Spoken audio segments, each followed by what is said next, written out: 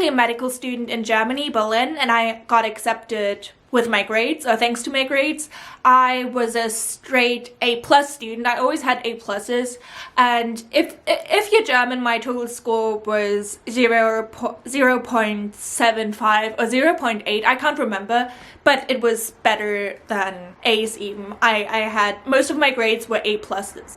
That intro felt like really weird. I hate talking about my grades because it doesn't define me, but it is one aspect of me that maybe gives you an idea of what kind of a person I am. But I'm just gonna share with you some of my study methods that have helped me throughout school and now throughout uni. So yeah, let's just get into it.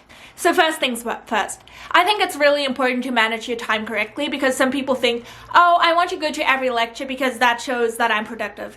Well, it doesn't have to mean that. For example, I just don't go to lectures. I'm like, no, they aren't worth the time. I can be much more productive if I study things that I have to study on my own. And I didn't know that in the beginning. I thought, oh, I have to go to every lecture because it's like school. But guess what? It is not.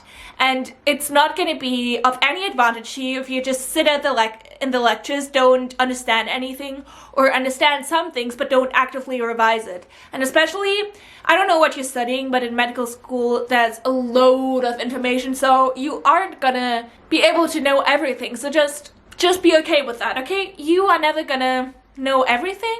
You have to set your priorities, and I set the priority, okay, I'm not going to lectures. Doesn't mean that you mustn't go to lectures. I mean, you can if you really have the impression that you learned something from them.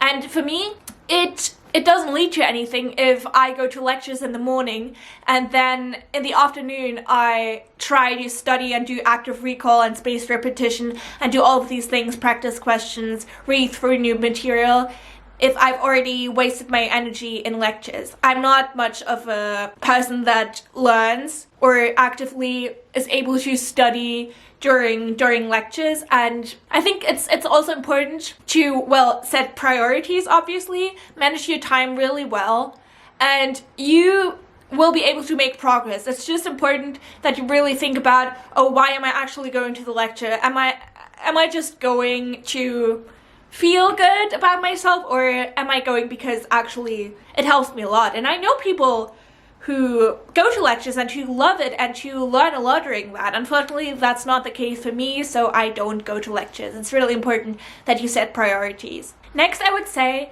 know the time period where you're most productive. For instance, for me, it is in the morning. I'm more of a morning person, and I love studying throughout the morning. And actually, around noon, my concentration is not that well, and then in the afternoon, it's up again. So I try to study at those times, in the mornings and in the afternoons. That is important.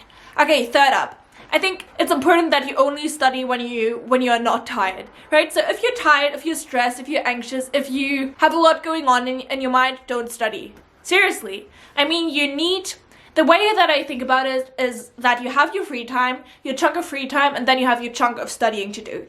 And the thing is that if for some reason, and for whatever reason, which is completely fine, you can't bring yourself to study, or, well, not even you can't bring yourself to study, but if you're literally sick, if you are literally mentally not feeling well, don't study, because it will make things worse.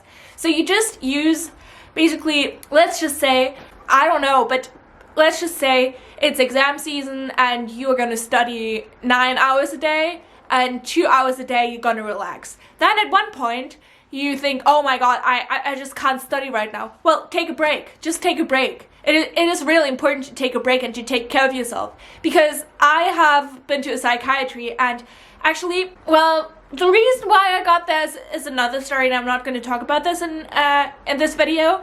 But basically, I was already in a very bad space, and then I decided, oh, I have to study a lot to basically make up for my lack of concentration. And that is bullshit. You should come first. And actually, your life shouldn't just be about your studies, and your studies should not define you. Fifth tip or fourth tip? I don't remember. Actually, you need motivation, as in, why do I actually want to achieve this? And this could be, for instance, if I'm studying medicine, I sometimes watch series or listen to podcasts about medicine, but not even about medicine in general, as in biochemistry, anatomy. Nobody's interested in that. Well, I am sometimes, but you get what I mean. I listen to podcasts about psychiatry. I listen to people talk about psychology because that's what I'm into. I want to be a psychiatrist, so really think about what you want to do later on and what inspires you. I mean, it is important that you are, well, ambitious to some extent. I would say when you're in medical school. And for me, it's that I define myself a lot with my schoolwork that I have to do, which is not always the best thing because, again, if sometimes I'm sick, if I have a cold and I have to lie in bed a lot, my self-worth decreases, and it should not be that way, which is why I really encourage you to do hobbies, to talk to other people, because the worst thing that can happen to you, in my opinion, is, well, I know people in my environment that are adults and they only have their job, basically. Their personality is their job. They don't have anything else, and that is so sad.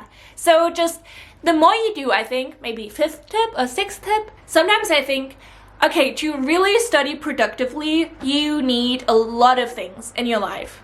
For instance, for me, I am gonna start doing my driver's license at the same time, and I'm gonna see my friends a lot, and I'm gonna go to dance class a lot, I'm gonna record YouTube videos a lot, to really have only a smaller amount of hours left to study. And in those hours, I have to focus. I have to focus on what's important, okay? 7th tip. I think that it depends on your studies, but basically in medical school, your mindset needs to change, right? You mustn't have the mindset that, oh my god, I need to be the best student, I need to be in the top 5%. Maybe in France, but not in Germany, not in a lot of countries. You really need to think about, oh, what is expected from me? Do I just need to pass, or do I need to be the best?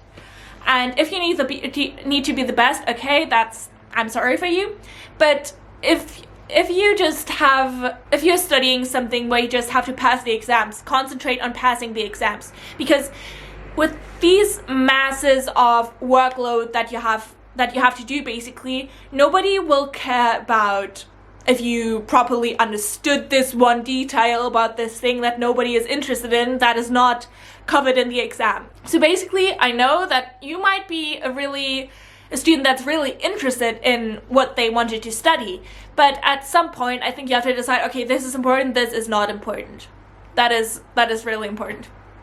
So I'm gonna give you a little sneak peek into my daily routine, as in how I study and how I spend my free time as well, because free time is just as important, if not more important, than your studies, because who cares about your studies if you're stuck in psychiatry, and or even if you just have mental health issues. Okay, so basically, when the day starts, I usually revise my Anki flashcards. I use Anki because it is a program that has both spaced repetition and also active recall. Yeah, I forgot about that for a second. And it basically asks you questions, and sometimes it is annoying because you really have to study that by. But for me personally, I could never just read tech pages because it doesn't stay in my mind. It doesn't. So I have to make flashcards out of it. And I really try to be the most lazy I can in preparing these flashcards, which is why there's basically at Charité, my medical school uni, they provide from the older students, basically, that are, I don't know, in 5th semester or something, have already finished. They have put their script, they have made a script of all the things that you gotta know, and the script or the things that basically helped them or made them pass the exams, if you will. So I'm using that script because that's how I know exactly, okay, I need to know exactly that and not more. And I use that because making your own script, okay, it might be good for you because you will understand everything, you have time to really process everything. But guess what? Like, in uni, you don't have time for that. I mean, it depends on what you're studying again, but in medicine, it is just too much. So I just use the material from older students, and I read through it, I highlight some points that I find very important, I look up some points that I don't understand, and I use ChatGPT for that. And sometimes if I don't understand some parts, I just copy and paste it into ChatGPT and ask him, oh, hey, can you explain it? And he just explains it. And then I have these platforms that are called via Medici and Ambos, and they're basically just medical school platforms. So you don't need books anymore. You can just type in, okay, I want to learn more on this specific thing. You type it in and you get basically a summary or just a text, like in a textbook, but better, of all of the things that you gotta know or that are important. And then I add some details to that script of from the oldest students. And so yeah, that's that. Then I transform it into flashcards, and then Anki basically always tells me when I have to study for what, which is very nice. And I usually do, well, there's some techniques that I do while studying. One of them is the Pomodoro technique, which is basically that you study for 25 minutes, for 20 minutes, or for 30 minutes, whatever. You can also pick an hour or 2 hours if you want to be burnt out. No, just kidding. Okay, because I can only concentrate for 30 minutes, that's why. So I study for 30 minutes, I review my flashcards, sometimes I say it out loud, sometimes I write it down, because you need multiple senses to basically absorb the information better. The more senses you engage, the better.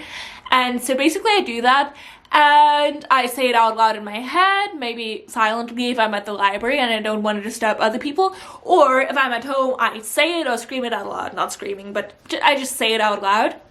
And then I basically have this page, or I use GoodNotes, and I have GoodNotes open at the same time, and the questions that I got wrong, or the flashcards that I got wrong, I write it again, like the question on one part of the paper and the answer on the other part of the page. And then I'm able to review it even after my study session has ended. Like, even after I've completed all of the flashcards, I still have the questions that I did wrong a lot. And then during the 5 minutes that I have break, I really do not look at my phone, I do not look at a screen, I just journal for a little bit, and sometimes I do longer than 5 minutes, sometimes like 10 minutes, sometimes 5 minutes, but 5 minutes is the minimum. And then I continue. And I like to switch up my topics.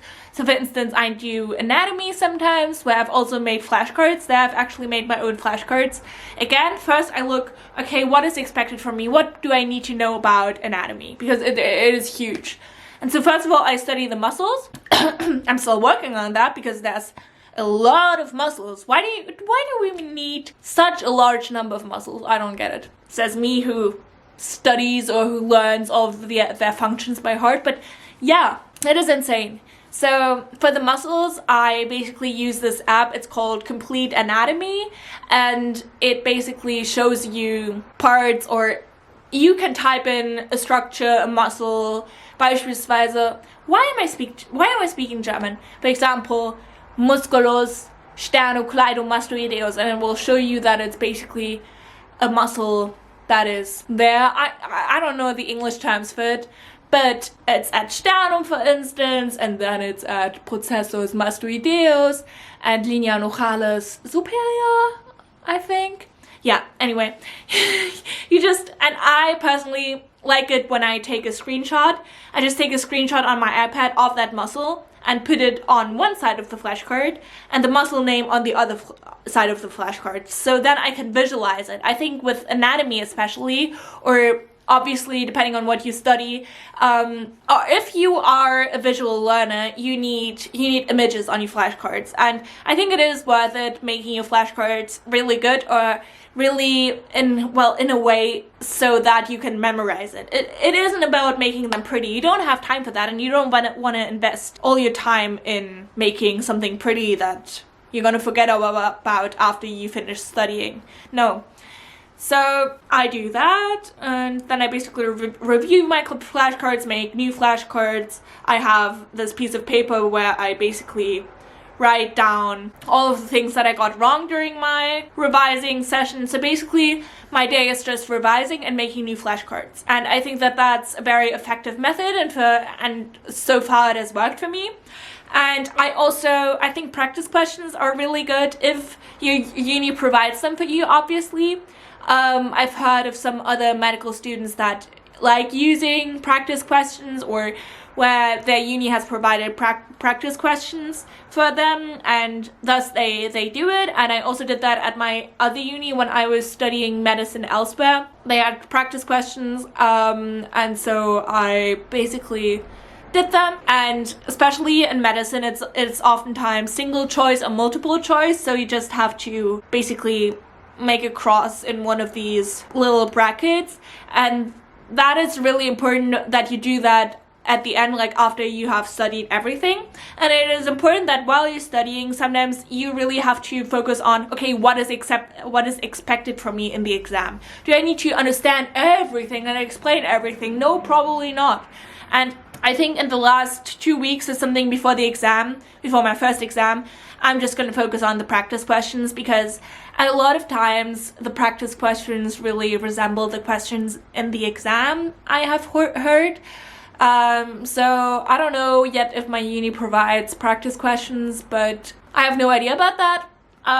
Some unis don't want to do that, but ideally I would. And if you have practice questions, that's what I want to say, then use those to your advantage. It is really important. Don't underestimate that. And I think that's that for now. I can show you a little bit on my iPad, but I think that's all. So this is what Anki looks like, and it's basically just a lot of flashcards. And here it basically shows me how many flashcards I have to do. So basically now I have to do 47 flashcards. And this is the question, so it's about an erythrocyte. I don't know how to say that in English, but basically a blood molecule, not blood molecule, I mean, whatever. Okay, then you just click and it will show you the answer. And then you can evaluate how easy it was for you, and then depending on that, it will show you the question again, which is actually really good, because that way you don't have to plan your studies, you don't have to plan anything, you just do the flashcards and then that's that. I have the same set, or a similar set, or a similar type of system, whatever, study system that is, for my oral exam. I just have the questions that they will be asking me, for instance, about the proteolytische System, lysosomale Abbau, Funktion, and so on. And then again, on the other side, I basically have the text, and this is what some other students have sent me, and so I'm using that. These are the muscles. For instance, the musculus flexor pollicis longus. I have no idea if I'm pronouncing that correctly, but then it's just going to show you the muscle. And again, what I like to do is just say it out loud, where I think the muscle begins, where it ends, what its function is, what the nerves are that are going into it and going out of it, whatever. So I think it starts at epicondylus medialis and it ends at the thumb, obviously. And I think it ends at the end phalanx, maybe, and nervus medianus, I hope. I don't know. At this point, I really don't know. Is it correct? Oh no! Actually, end phalanx was correct, but it starts at the mittlere Radiusschaft. Because, let me show it to you, because I'm really passionate about this. So basically, it starts here, and this is the pronator teres, and the musculus flexor pollicis longus starts here, Radiusschaft. And I totally forgot about the function, which is radialabduktion and flexion and opposition. Yes, I am lying on the floor, but I'm just exhausted. This video already exhausted me about my study method, so it's important that you get a lot of sleep, and that is my final tip, and maybe like the 10th tip, I'm not sure. But I hope this video helped you. If it did, give it a thumbs up, and maybe I can do more videos about this. Actually, there's quite a lot to talk about concerning studying. So I understand that there's study tubers or people on YouTube that do a lot of studying content, and I don't know why you do it, because it's boring. It gets boring. But if you guys are interested in that, that's fine.